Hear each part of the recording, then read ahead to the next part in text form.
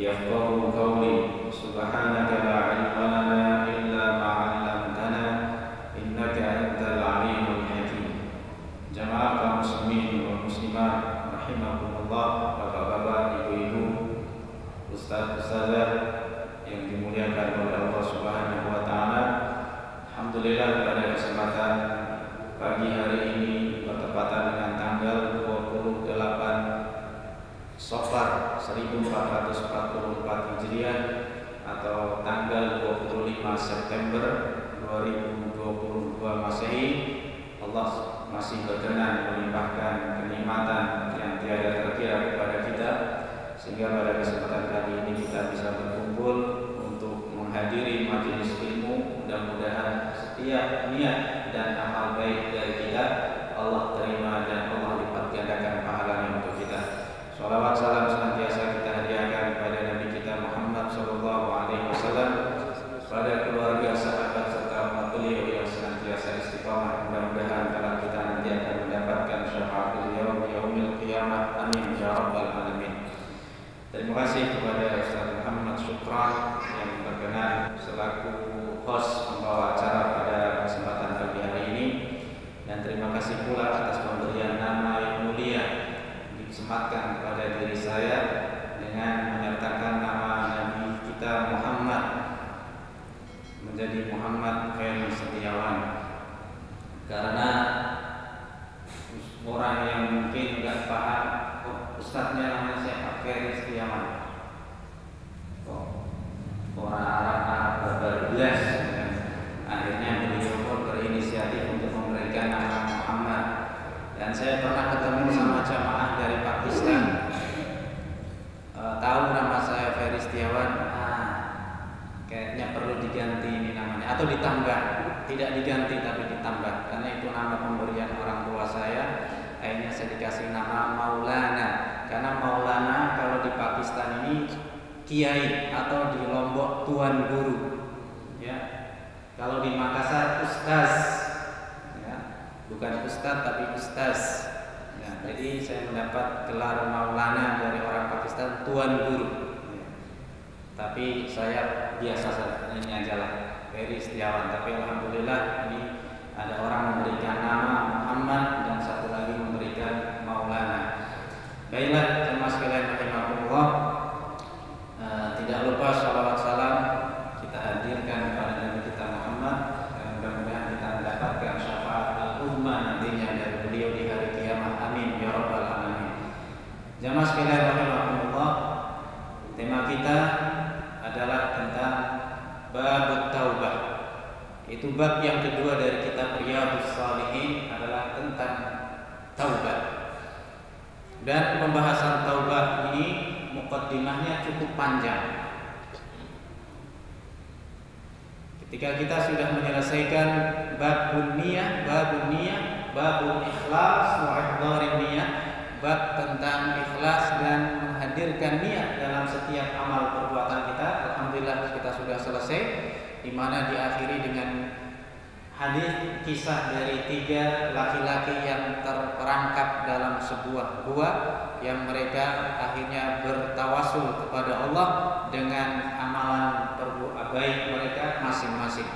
Yang satu mereka bertawasul dengan berbakti kepada orang tua, tidak berani minum minuman itu sebelum diberikan kepada orang tuanya.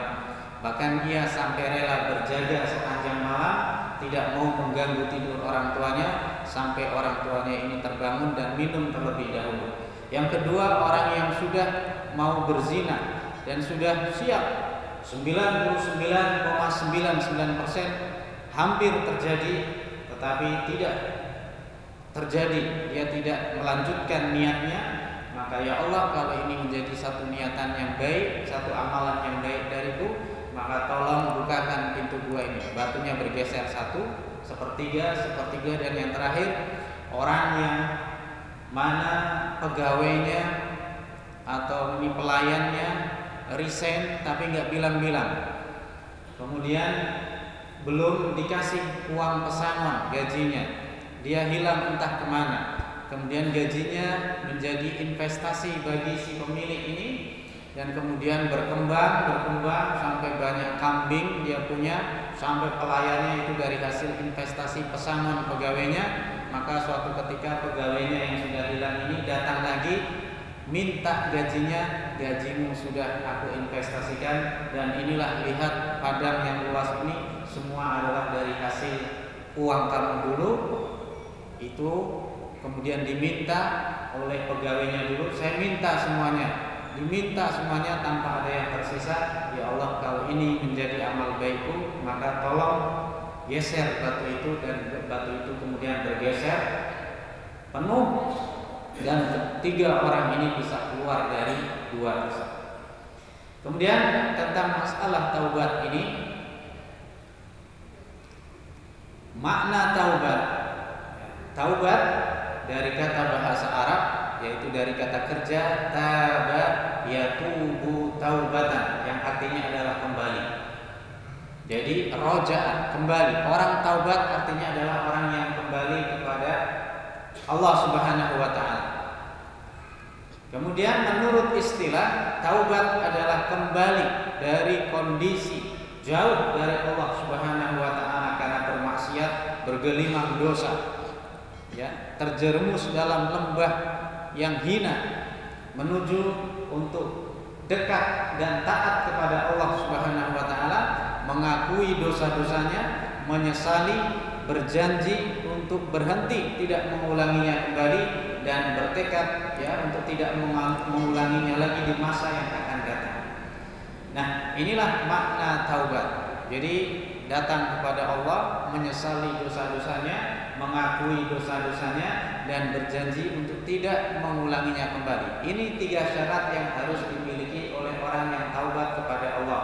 Akan tetapi kalau nanti taubatnya dari dosa-dosa kepada manusia atau hakul adami, kalau dosa kepada Allah itu cukup ini mengaku, menyesal, dan berjanji.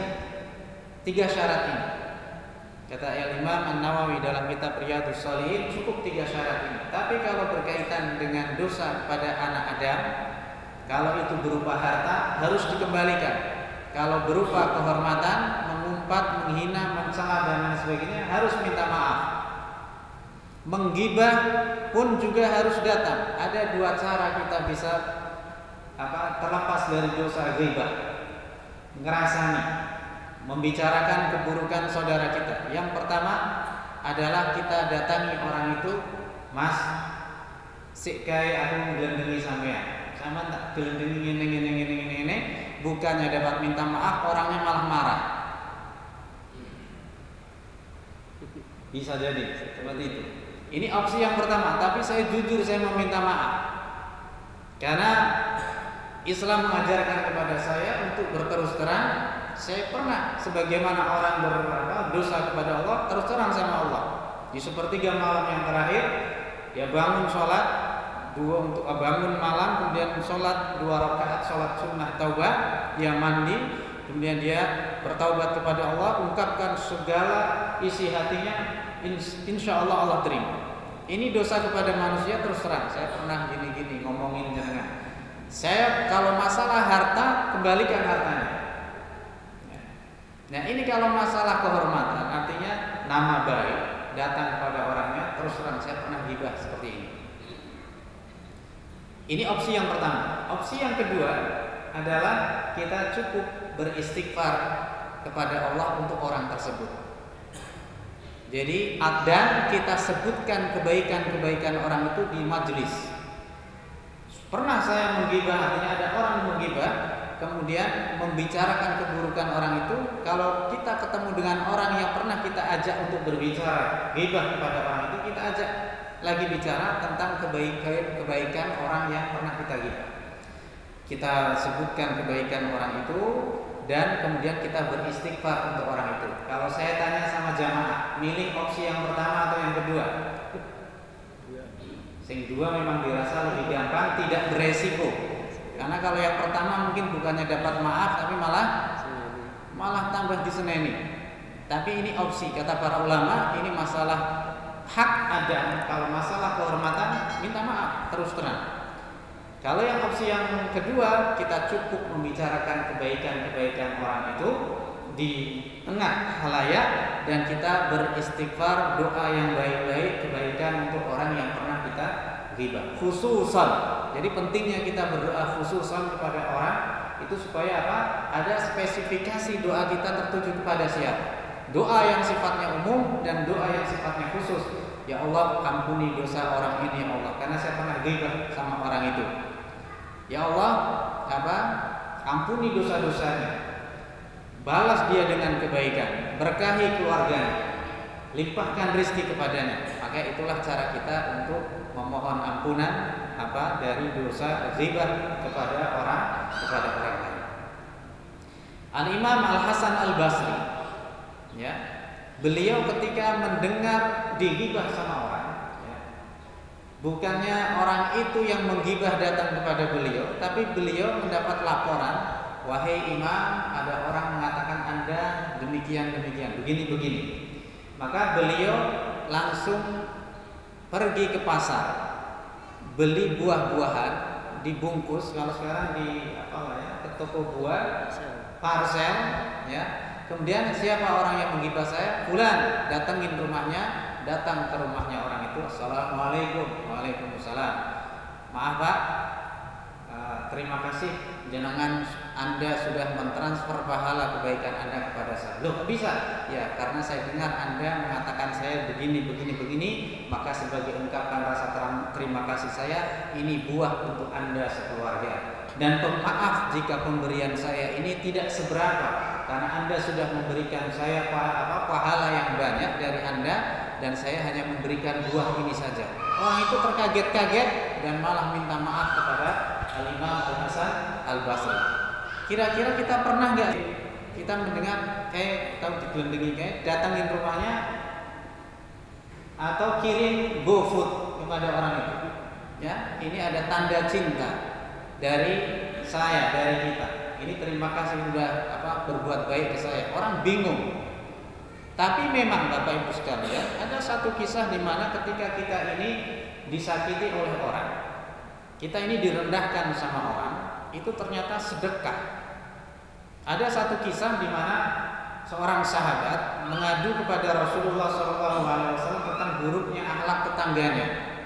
Makanya Rasulullah selalu berlindung kepada Allah, Allahumma inni a'udzubika min jaris su'. Ya Allah, aku berlindung kepadamu dari tetangga yang jahat, tetangga yang buruk. Karena satu keniscayaan kita hidup di dunia ini pasti memiliki tetangga yang tidak baik. Ya. Sehingga beliau berlindung selalu kepada Allah dari tetangga yang buruk, tetangga yang jahat. Maka seorang sahabat ini mengadu kepada Rasulullah, ya Rasulullah, tetangga saya ini buruk akhlaknya kepada saya. Saya nggak punya salah, tapi dia selalu sinis kepada saya, jahat kepada saya, nyinyir kepada saya. Maka apa kata Rasulullah? Itrah mata'aka fit thariq, lemparlah hartamu di jalan. Artinya apa? Niatkan itu dengan sedekah. Ya. Artinya sudah ini itrah mata'aka fit thariq, maka orang-orang melihat, ma baluka? Ada apa dengan kamu ini? Kenapa dinar dirham kau buang seperti itu? Maka sahabat ini mengatakan, adzani jari, tetanggaku berbuat buruk kepadaku. Maka saat itu tetangganya ada yang melihat, maka saat itu pula tetangganya minta maaf dan berkata, wallahi lan a'uda abadan, demi Allah saya tidak akan mengulanginya selamanya. Saat itu kira-kira kalau kita lakukan pada hari ini, ya, seperti itu, kita artinya paling tidak untuk mengobati rasa sakit kita ini ternyata kita adalah dengan cara bersedekah. Insya Allah. Jadi sedekah tidak hanya memadamkan kemarahan Allah, murkanya Allah, tapi juga bisa memadamkan panasnya hati kita karena dinyinyirin sama orang. Tidak usah kita dengan status kita marah. Status malah semakin banyak. Artinya kalau orang itu peduli dengan kita, kalau tidak malah makin nyukurin kita. Makanya dengan sedekah insya Allah yang bisa memadamkan amarah kita salah satunya itu. Jemaah sekalian yang dimuliakan oleh Allah Subhanahu wa taala, hukum bertaubat. Taubat hukumnya wajib berdasarkan Al-Quran dan As-Sunnah serta ijma' ulama, kesepakatan ulama. Hukumnya wajib. Karena seseorang yang tidak bertaubat, ya, maka dia orang yang rugi. Bahkan Rasul SAW senantiasa bertaubat kepada Allah. Ya, hukumnya wajib. Karena apa? Perintahnya dalam Al-Quran, Sunnah ini jelas. Ya ayyuhalladzina amanu tubu ilallahi taubatan nasuha wa tubu ilallahi ayyuhal mu'minun la'allakum tuflihun. Banyak sekali ayat-ayat yang memerintahkan kepada kita untuk bertaubat. Dan taubat harus dilakukan secara segera dan tidak boleh ditunda. At-tarafi, menunda-nunda taubat. Badiru bit taubati qablal maut. Segeralah bertaubat sebelum kematian. Wabadiru bis salati qablal faut, dan segeralah untuk salat sebelum luput lewat waktunya. Jadi kita disuruh untuk senantiasa salat pada waktunya, tepat pada waktunya, dan kita disuruh bertobat sebelum datangnya kematian. Innallaha yaqbalu taubatal abdi ma lam yughargir. Allah menerima taubat seorang hamba sebelum nafas sampai di tenggorokan. Orang mau meninggal dunia kelihatan kayak tidur. 24 jam ditungguin keluarganya, dia merem tapi nafasnya tersengal-sengal. Seakan-akan Allah sedang memperlihatkan amal perbuatannya dari akil balik sampai menjelang kematiannya. Ada rasa yang berkumpul, rasa kecewa, rasa sedih. Semua orang ini akan merasa kecewa. Bahkan orang soleh sekalipun, ya laitani qaddamtu li hayati. Aduhai seandainya aku persiapkan untuk kehidupanku ini, kehidupan akhirat.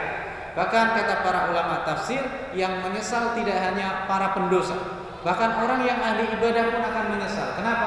Ya Allah, kenapa saya tidak tambahin ibadah saya? Gitu. Jadi sampai semua orang menyesal, apalagi orang yang pendosa. Jadi orang yang ahli ibadah pun dia akan menyesal. Ya Allah, kenapa saya tidak lebih maksimal lagi? Ya Allah, kenapa sedekah saya tidak tambahi lagi? Dan seterusnya.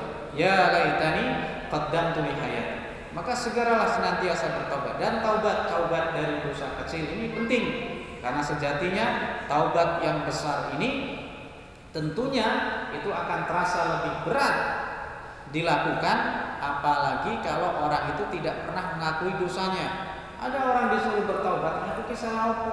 Uripku kok angel begini. Dikasih tahu sama ustaz, mungkin kamu pernah punya dosa yang dosa itu Allah masih murka sehingga mengakibatkan kamu ini tidak berkah hidupnya. Ya. Ternyata apa?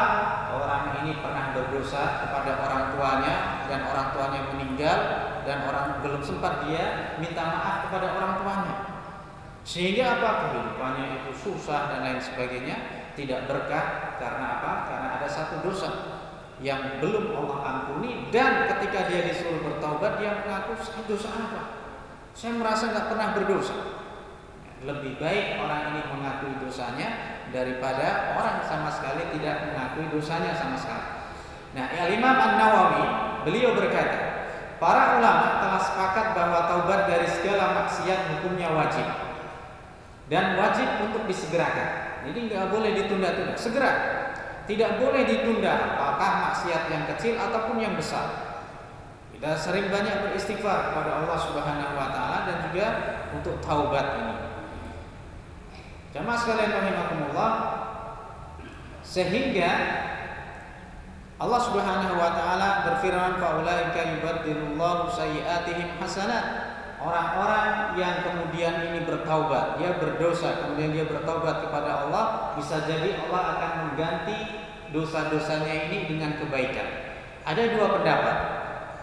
Apakah orang yang bertaubat ini dia betul-betul taubat, dia perbaiki amal perbuatannya, dosa-dosa yang lalu dirubah menjadi kebaikan?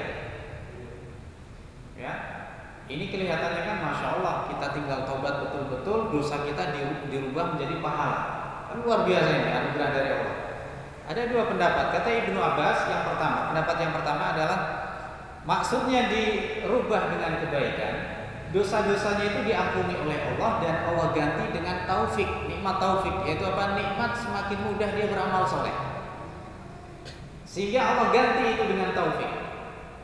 Pendapat yang kedua mengatakan maksudnya adalah memang betul-betul diganti sesuai zahir ayat itu. Jadi dosa-dosanya yang dulu Allah ganti dengan apa?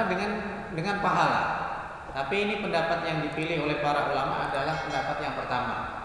Karena kalau dengan artinya dengan modal taubat seakan-akan dia dosanya yang dulu itu jadi pahala, bahkan mungkin bagaimana dengan orang yang ahli ibadah dari awal. Dalam Islam ini namanya murji'ah. Jadi orang murji'ah ini dari kata arja yurji, artinya arja yurji irja, menunda. Orang yang suka besar harapan kepada Allah Subhanahu wa taala.